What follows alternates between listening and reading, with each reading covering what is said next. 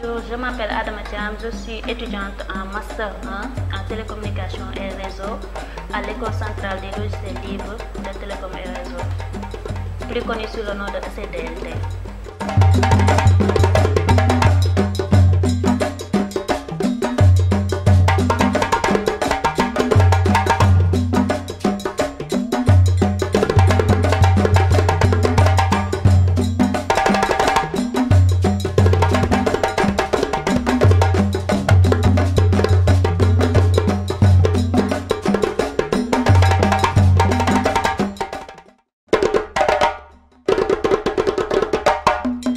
Je cherchais des bourses de subvention.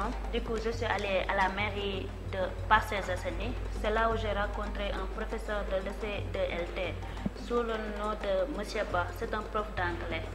Il m'a présenté l'établissement sous forme d'un établissement qui se base plus sur la partie pratique que sur la partie théorique. Bon, pour avoir plus de sûreté, du coup, je me suis déplacée pour aller dans le siège de ECDLT qui se trouve à Liberté 5. Là-bas, j'ai trouvé la secrétaire qui était Josiane à cette période. Elle m'a guidée, elle m'a montré les matériels et les salles. Du coup, convaincue de cela, je me suis inscrite à l'ECDLT. C'est là où j'ai commencé ma formation à l'École centrale des logiciels libres et de télécommunications. C'est une fierté de parler de mes expériences à l'ECDLT parce que bon, c'est une famille là-bas. Les gens t'encadrent quoi. Même si on rate des fois les cours, on a la possibilité que nos étudiants nous recadrent en fixant des rendez-vous. Quand on vient, peut-être des fois même, on rencontre des profs qui peuvent venir et nous expliquer ce qu'on a raté. Et ce qui est le plus important à l'ECDLT, on n'a jamais fait un cours qui a besoin de pratique alors qu'on n'a pas fait la partie pratique. Souvent, ce qu'on nous apprend, on le pratique quoi. On voit ce qu'on apprend. C'est ça qui m'a marqué.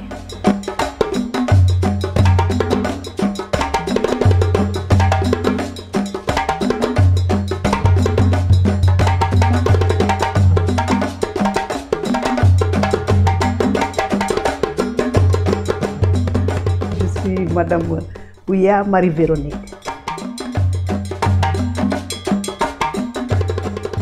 Après mon baccalauréat obtenu au collège Saint-Charles-Ouanga de Ziguinchor, j'ai été orientée à l'université Gaston Berger de Saint-Louis. Après mon parcours, jusqu'à maîtrise, après ça, je ne savais pas ce que je pouvais faire avec mon diplôme de maîtrise. Voilà. Après, je me suis renseignée. On m'a informé que quand tu as un diplôme Bac+, par exemple 4-5, tu peux ouvrir une école d'enseignement supérieur. C'est comme ça avec mon mari, M. Samuel Ouya, qui est professeur à l'université au niveau de l'école supérieure polytechnique département génie informatique. Donc, après que je me suis renseignée sur comment ouvrir une école d'enseignement supérieur, on m'a dit qu'avec votre diplôme, vous pouvez ouvrir une école.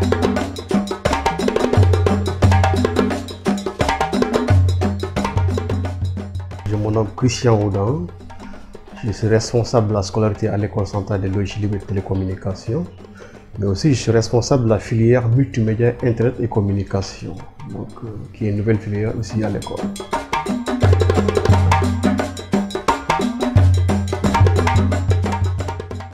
Donc, l'École centrale des logiciels libres, au départ, c'était un GIE, qui officiait dans tout ce qui touche la télécommunication. Donc, on a mis en place une structure qui s'appelle Réseau et Technique Numérique. C'est une entreprise de services en réalité qui travaillait avec beaucoup d'entreprises de la place. Donc en termes d'exécution des marchés liés à la télécommunication. Donc les retours que nous avons chaque fois des entreprises sur la mise en place des services bien déterminés nous ont permis de créer un établissement scolaire pour former à la base des étudiants qui vont répondre à ces différents besoins d'entreprise. Donc, c'est ce qui a permis qu'on a mis en place l'école centrale des logiciels et de télécommunications, qui en été une école qui a été créée par ECDZLT. C'est après, dans les différentes évolutions, que les deux structures sont fusionnées pour former un groupe appelé le groupe RTN ECDZLT. Donc, c'est une école entreprise en réalité. On a choisi d'appeler ça École centrale des logiciels et de télécommunications parce qu'on sait que dans les domaines des TIC, ça évolue très rapidement et il y a aussi des outils de travail qui sont aussi très importants, surtout pour nous les Africains, qui nous permettent d'être mieux à l'aise dans ce que nous entreprenons. Et parmi ces outils, c'est les outils open source, les logiciels libres. Bon, parce qu'il y avait les logiciels propriétaires qui étaient là, utilisés par tout le monde, mais ce sont des logiciels où c'est coûteux, il faut prépayer la licence. Alors que nous, les Africains, en utilisant les outils open source, c'est des outils qui permettent de faire aussi bien ce que font les logiciels propriétaires. Ça fait la même chose, mais quand on a eu la formation sur ces outils, on peut faire le travail librement sans payer quoi que ce soit. Mais on a vu que c'est bon pour nous les Africains, c'est pour ça qu'on a mis en place cette école pour former surtout nous, la jeunesse africaine, à utiliser ces logiciels libres pour leurs travaux futurs dans ce domaine des publicités.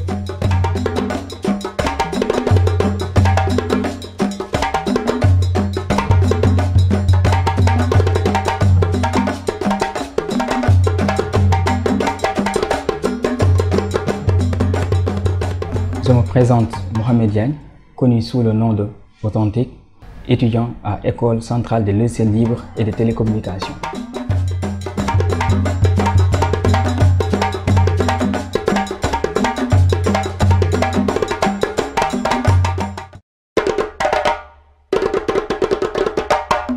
Comme j'ai toujours rêvé d'être un jour informaticien et aussi j'ai toujours aimé les ordinateurs, une fois terminé le bac, je me suis dit pourquoi pas continuer mes études supérieures chez une école qui a cette formation de qualité. Et là-dessus, j'ai trouvé ECDZLT, qui est une école de compétences, de liberté, d'efficacité et surtout qui a une formation équilibrée. ECDZ, c'est une école de bonne gouvernance pédagogique. Donc, du coup, forcément, étudiant bi bu génnee ECDZLT dina am métier comme il le veut. Parce que c'est une école de qualité, c'est une école de liberté, c'est une école de formation, voilà. C'est une école boo xamante ni si dafa am contenu qui est vraiment extraordinaire. Donc, Mohamed Diagne fait ici de la maintenance, tout ce qui est maintenance informatique et réseau, il le gère. Et Machallah, depuis qu'il est là, il le gère vraiment bien. Je suis satisfaite de ses prestations à travers les maintenances, à travers les problèmes réseau et tout ce qui a un rapport avec son travail. Il le fait vraiment bien, Machallah. Comme je vous ai dit, ECDLT et nous sommes des voisins. Donc, les étudiants fréquentent beaucoup ici. Par exemple, je peux citer pas mal d'étudiants que j'ai vraiment remarqué. Par exemple, Adama Cham, il y a aussi Alassane, etc., etc. Pour ne pas me tromper de nom, mais je vais citer que ces deux-là. Mais machallah, je dis que à travers ces personnes, je peux dire que ECDLT fournit vraiment de très bonnes je peux dire, études, parce que ces étudiants, machallah, ils sont au top. Et ils fréquentent beaucoup ici. Par exemple, À travers les machines, je leur fournis des machines. À travers s'ils ont besoin de maintenance informatique, tout ce qu'ils ont besoin, ils viennent ici parce que nous sommes en face, nous sommes des voisins, donc on travaille ensemble. Moi, je ne dirais pas je travaille avec l'administration de ECDLT, mais par contre, moi, je travaille avec les étudiants. Je travaille avec les étudiants de ECDLT. Ce sont eux mes partenaires, pas exactement l'école, mais les étudiants de ECDLT. Et moi, j'ai vu en eux, à travers, parce que c'est eux les ambassades de ECDLT. Et j'ai vu en eux que, machallah, l'école est une très bonne école quand même. Ils fournissent de très bonnes études. Ça, je peux en témoigner.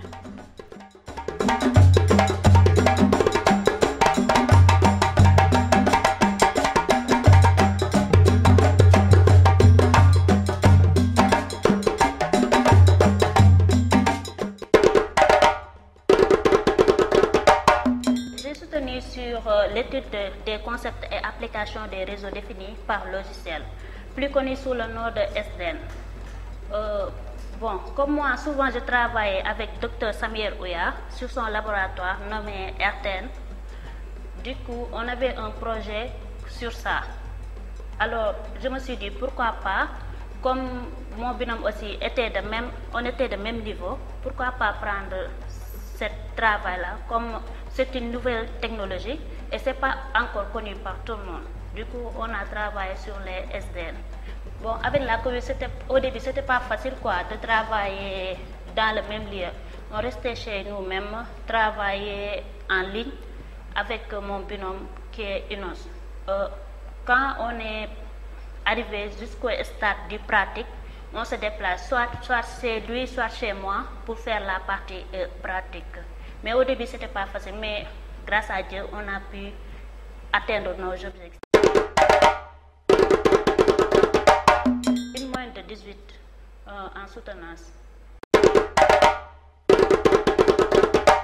C'est de soit continuer sur les SDN ou bien sur la partie 5G, comme on a fait aussi l'étude sur les 5G et sur la 4G. Comment évoluer, garder la partie réseau, le cœur du réseau en 4G et améliorer la partie sortie en 5G. Comme si peut-être si Orange ou bien un autre opérateur voulait migrer vers la 5G, comme ils ont déjà le réseau 4G+, comment ils vont faire pour garder le 4G+, et migrer vers le 5G sans pour autant toucher le cœur de leur réseau.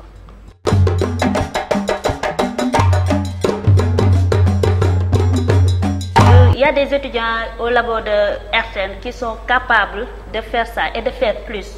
Du coup, on lance appel aux opérateurs car ces étudiants-là peuvent amener des services ouverts aux opérateurs car c'est des gens qui connaissent beaucoup de choses concernant ce domaine, le domaine des réseaux mobiles.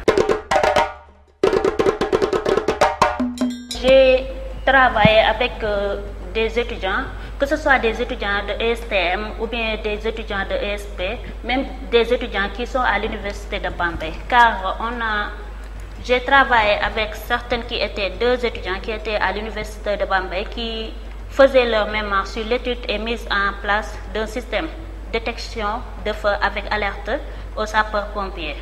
Du coup, je les ai aidés à atteindre leurs objectifs via ce lourd travail qu'ils ont dû faire pendant 3 mois.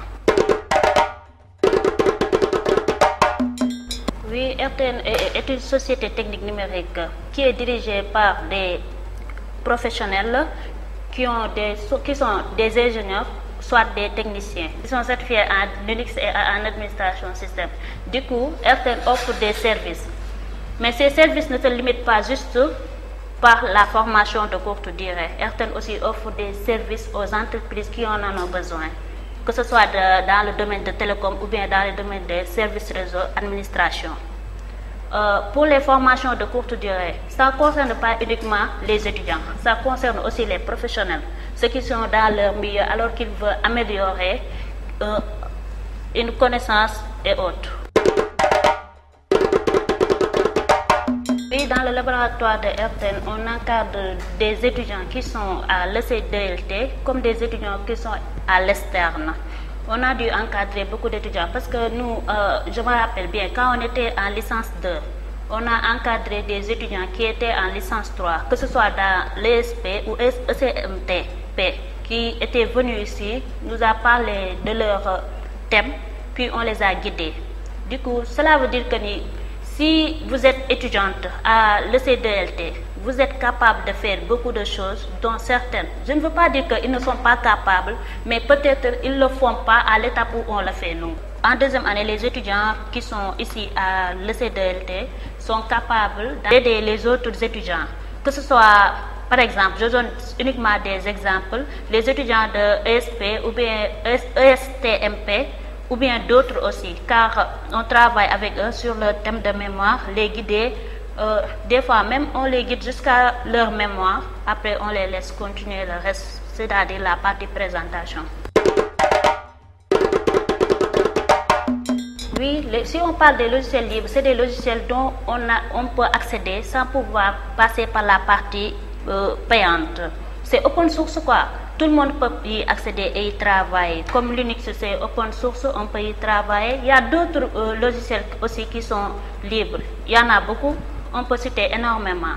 Mais comme nous, on n'utilise pas. On utilise Windows comme système d'exploitation, mais on est souvent fusé sur Linux, car là-bas, on peut faire beaucoup de choses.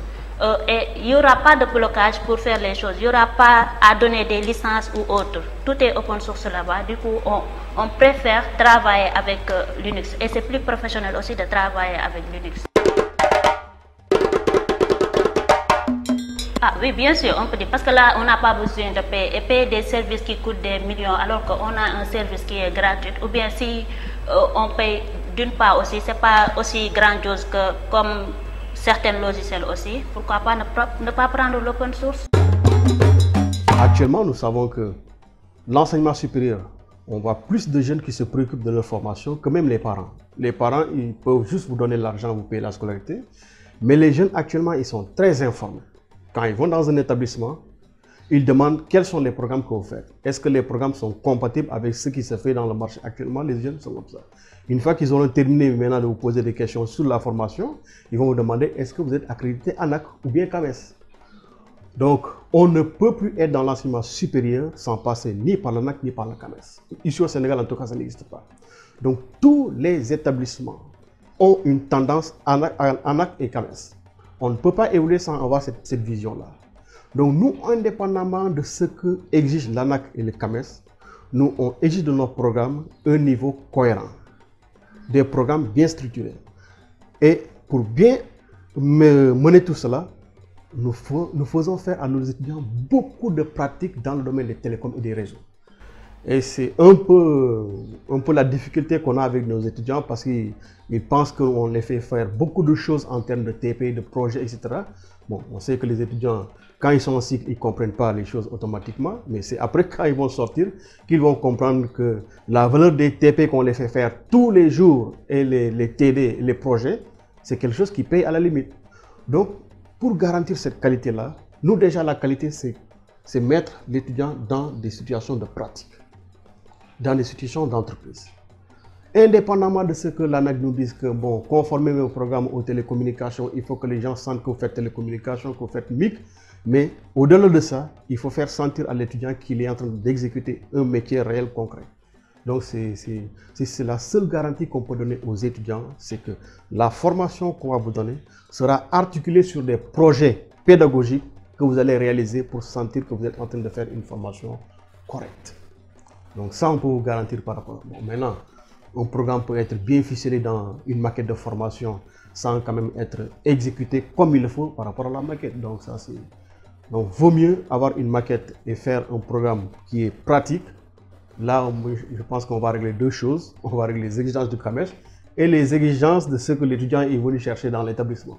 Donc, je pense que ça, c'est une garantie quand même qu'on vous donne aux étudiants. Je ne sais pas exactement comment ça se passe ailleurs, mais ici à CDZLT, d'abord, on a introduit dans nos formations les outils open source que j'ai dit là, les logiciels libres là, qui sont quelque chose de très important pour nous les Africains. Voilà, donc c'est ça qui fait aussi le fort chez nous. On forme nos étudiants dans les logiciels propriétaires aussi dans les logiciels libres.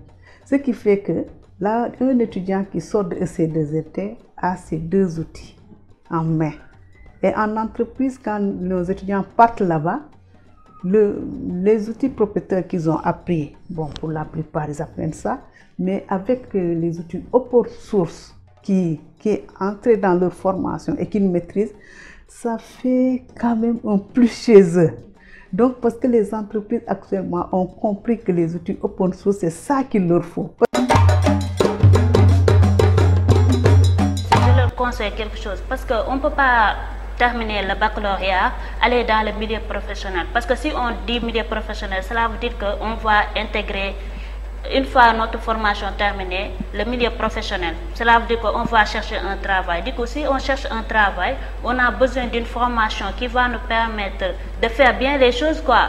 Pas d'une formation dont, une fois à l'entreprise, on ne sait pas quoi faire, ou bien on aura des difficultés, ou bien on sera obligé de retourner pour apprendre à nouveau. Du coup, je propose aux élèves ou bien aux bacheliers qui ont leur bac de choisir un établissement qui va faire la partie théorique comme la partie pratique, parce que c'est très important. Dans une formation de télécommunication réseau, tu as besoin de faire la partie pratique comme la partie théorique. Message bi may lancer jeunes yi mooy que ñu am benn vision, ñu am benn aptitude de développement personnel. Aussi tamit ñu gëm ni c'est bien possible qu'on peut rester ici au Sénégal toog fi tekki fi nekk na expression bu ma neex boo xamante ni c'est bien possible aujourd'hui que ñun ñëpp ñu def ko suñu philosophie. C'est pas forcément que buñ fi toogee duñu tekki, non. Il y a du travail dans la ville, dans les sous-régions, il y en a partout. Comme ni ma ko waxee sànq rek, faites ce que vous pouvez avec ce que vous avez là où vous êtes. C'est très important. Bien sûr, comme on est en Afrique aussi, avec les financements, c'est pas facile. Du coup, on ne peut pas uniquement se fuser sur ce qu'on fait à l'école ou bien sur ce qu'on fait dans nos entreprises. On doit s'organiser pour trouver un business qui nous est propre, pourquoi pas notre propre entreprise, faire du freelance. Du coup, moi je me suis intégrée à la vente des voitures. Je l'ai commencé il y a de cela 2 ans. Ça me permet de payer mes factures et proprement dit, je règle mes propres problèmes personnels.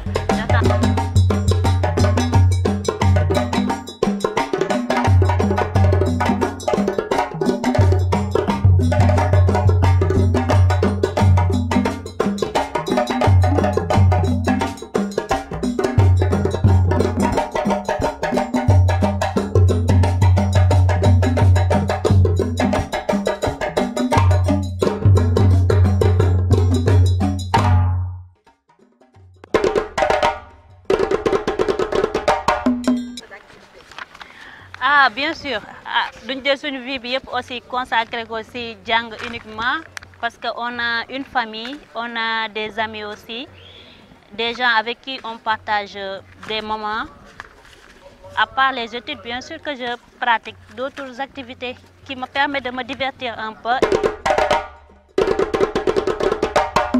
Avec ma grande sœur, ma sœur jumelle et mes 2 nièces. Bon, une famille qui est extraordinaire, vraiment. Une sœur différente des autres sœurs. Comme elle travaille à Thiès, du coup, elle revient que les week-ends. Mais c'est comme si elle est ensemble avec nous à la maison.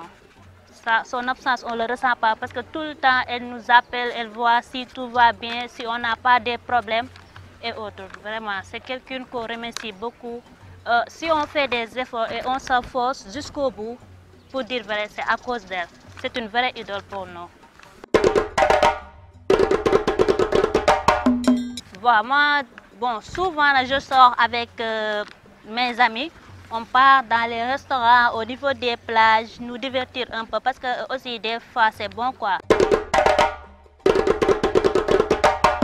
Oui, des fois, en tant que femme aussi, des fois c'est difficile parce que les gens te disent avec ton âge, pourquoi tu ne te maries pas, pourquoi tu te fuses uniquement sur ton avenir. Alors qu'on est dans un monde où les hommes peuvent participer, alors que les femmes aussi peuvent participer. Comme on le dit en Wolof, góor baax na jigéen baax na. Du coup njàmbaarate jigéen pour man dafa war di génn ñun waruñu di làqatu souvent ci ginnaaw góor ñi luñ jël rek ñun ni dañu war a yor wala dañu war a kii ñun aussi toll nañ foo xam ni dañu war a yor suñu bopp sàmm suñu bopp ndax dañu am ay bëgg-bëgg am famille aussi on a une mère père des sœurs aussi qu'on doit satisfaire. Du coup je me dis que ni jigéen aussi dafa war a góorgóorlu yor yëfu boppam gérer famille jàppale aussi bu dee am na jëkkër borom kër ci biir kër gi pourquoi pas parce que des fois aussi loxo du mat mun nga am ay soucis sa soxna jàppale la nga yéen ñëpp ngeen nekk ci jàmm ngeen avancé man daal loolu mooy sama philosophie loolu laa gëm pour man jigéen warul dépendre ci kenn dafa war a indépendante gérer boppam gérer famille voilà.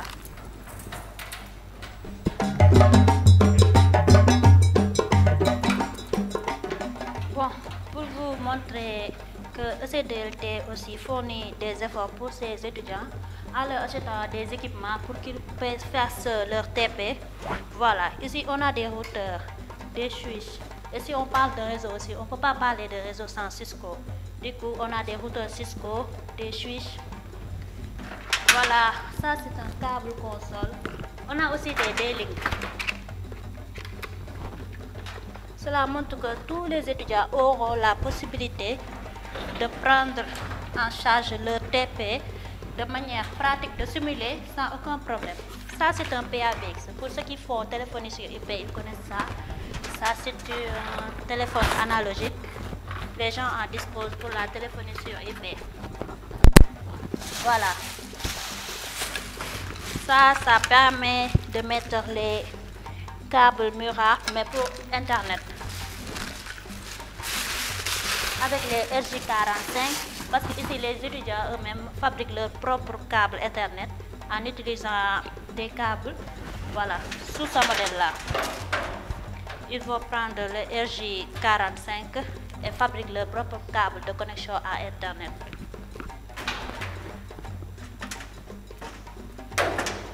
En bas aussi, il y a des claviers. Pour les étudiants qui ont problème de clavier ou bien sourire, ils peuvent venir ici emprunter. Une fois qu'ils terminent, ils ramènent ça.